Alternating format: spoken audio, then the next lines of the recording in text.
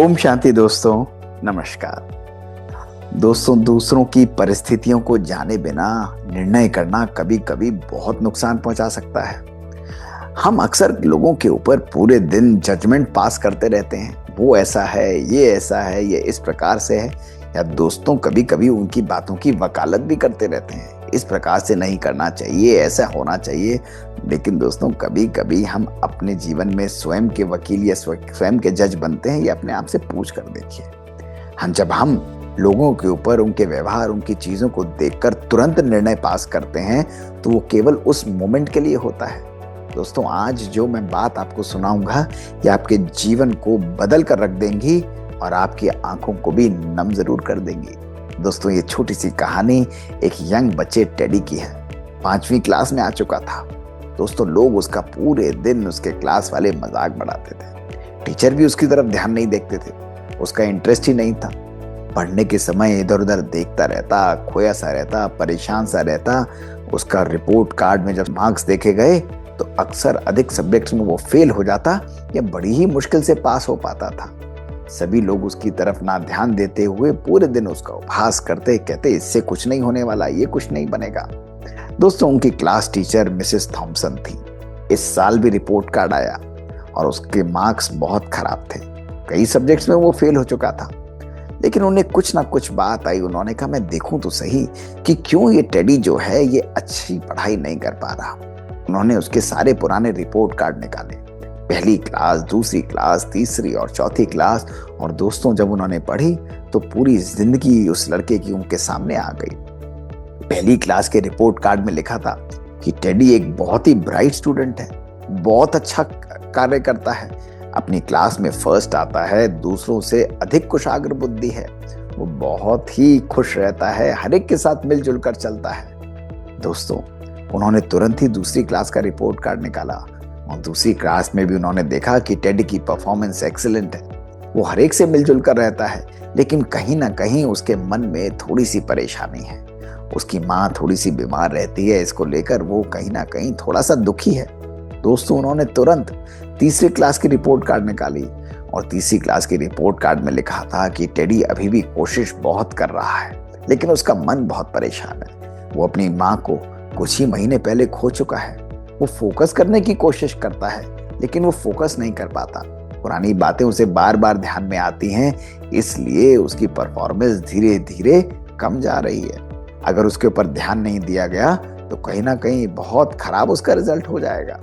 दोस्तों Mrs Thompson की आंखें एकदम भर आईं। उन्होंने तुरंत चौथी क्लास की रिपोर्ट कार्ड निकाली और उसमें लिखा था कि टेडी अब बिल्कुल अलग अलग रहता है। वो किसी से क्लास में बात नहीं करता, वो हंसता नहीं है, खुश नहीं रहता है। कहीं ना कहीं ऐसा लगता है कि उसका इंटरेस्ट पढ़ाई से बिल्कुल खत्म हो चुका है। और दोस्तों 5वीं क्लास की रिपोर्ट कार्ड उनके हाथ में थी। उन्होंने देखा कि टेडी की वो यात्रा एक वो स्टूडेंट से जो कि फर्स्ट आता था और वो स्टूडेंट जो कि क्लास में पास भी नहीं हो पाता। दोस्तों उसने उनकी आंखों में पानी ला दिया। उसकी जिंदगी एक चलचित्र की तरह उनके सामने आ गई। उनको बहुत हैरानी हुई। मिसेस थॉमसन क्या करती, उन्होंने अगले दिन क्लास में अनाउंस किया कि चलो भाई अब क्रिसमस आ रही है, सबको मेरे लिए कुछ ना कुछ गिफ्ट लेकर आना है और एक भी स्टूडेंट ऐसा नहीं होना चाहिए जो मेरे लिए गिफ्ट लेकर ना आए। दोस्तों अगले दिन सब स्टूडेंट्स क्लास में कुछ कुछ मजेदार से सुंदर सुंदर से पैकेट लेकर आए हुए थे। टेडी भी लेकर आया हुआ था। टेडी के हाथ में एक पुराना सा थैला था जो थोड़ा सा फटा हुआ था और उसके अंदर कुछ सामान था। दोस्तों सबने अपने गिफ्ट्स खोलकर दिखाए। मिसेस थॉमसन को सबके गिफ्ट्स बहुत पसंद आए। अब अंत में टेडी की बारी थी। सब लोग हंस रहे थे, अरे ये क्या लाया होगा, इसके पास तो कुछ भी नहीं है, देखो देखो ये फटा हुआ थैला लाया है। और टेडी शर्माता हुआ, बिल्कुल बुझा हुआ था, अपनी टीचर के पास गया। मिसेस थॉमसन ने कहा, अरे टेडी तुम भी तो कुछ लाए हो, चलो चलो मुझे दो। और टेडी ने बड़े बुझे हुए मन से सर झुकाते हुए वो फटा हुआ थैला मिसेस थॉमसन के हाथ में दे दिया। उन्होंने खोला तो उसमें देखा तो क्या था, एक आधा सा टूटा हुआ सा ब्रेसलेट था। और दोस्तों उसके साथ एक छोटी सी परफ्यूम की बोतल थी जो कि आधी भरी हुई थी। सभी हंसने लग गए कि देखो देखो ये क्या लाया है। मिसेस थॉमसन ने सबको इशारा किया और कहा कोई बात नहीं, तुम सब शांत रहो। और मिसेस थॉमसन ने बड़े प्यार से सबको बिठाया।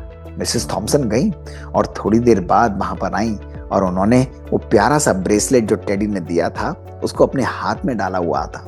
और यही नहीं, जो परफ्यूम की आधी शीशी बॉटल खाली थी उस परफ्यूम को उन्होंने अपने ऊपर लगाया हुआ था। सब लोग देखकर हैरान रह गए। दोस्तों, क्लास खत्म हुई, सब लोग चले गए। बात आई गई सी हो गई थी, लेकिन टेडी वहीं बैठा हुआ था। मिसेस थॉम्सन उसे देख रही थी बड़े प्यार से। टेडी मुस्कुराते हुए बड़े प्यार से अपनी टीचर के पास आया और बड़े धीरे से बोला कि आज आप बहुत अच्छी लग रही थी। आपके हाथ में ये ब्रेसलेट मेरी माँ के हाथ में ब्रेसलेट की तरह चमक रहा था और आपके अंदर से मेरे माँ जैसी खुशबू आ रही थी। ये मेरी माँ की दी हुई ब्रेसलेट थी और ये परफ्यूम भी उन्हीं का था। दोस्तों, जैसे ही टेडी ने ये शब्द कहे, मिसेस थॉम्सन की आंखों से अश्रु धारा बहने लगी। उन्होंने प्यार से उसे अपने गले लगा लिया, उसे प्यार से अपने साथ बिठाया। अब रोज मिसेस थॉम्सन आती और टेडी के साथ बैठती, उसके साथ अलग समय देती, उसको माँ जैसा प्यार देती। उसको समय देते हुए उसकी टीचिंग की तरफ भी उन्होंने अपना पूरा फोकस बढ़ाया। टेडी भी धीरे धीरे इम्प्रूव करने लगा, उसके ग्रेड्स बेटर होने लगे। वो अपनी बातें धीरे धीरे मिसेस थॉम्सन के साथ शेयर करता। उनके बीच में एक अनोखा सा और लवली सा बॉन्ड बन गया। दोस्तों, छठी क्लास हुई, 7वीं क्लास हुई, टेडी का रिजल्ट इंप्रूव होता रहा।